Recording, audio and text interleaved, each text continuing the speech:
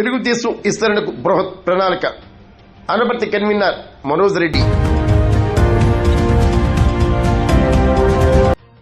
క్షేత్రస్థాయి నుండి తెలుగుదేశం పార్టీ విస్తరణకు బృహత్ ప్రణాళిక చేపట్టినట్లు అనపర్తి నియోజకవర్గ తెలుగుదేశం కన్వీనర్ నల్లమిల్లి మనోజ్ రెడ్డి తెలిపారు.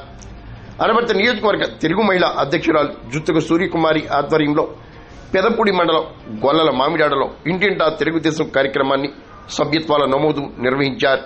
గోపిరెడ్డి, స్థానిక నేతలు, కార్యకర్తలు కూడా ఈ కార్యక్రమంలో పాల్గొన్నారు. 100 రూపాయలతో 5 లక్షల ప్రమాద బీమా అందిస్తున్నట్లు తెలిపారు.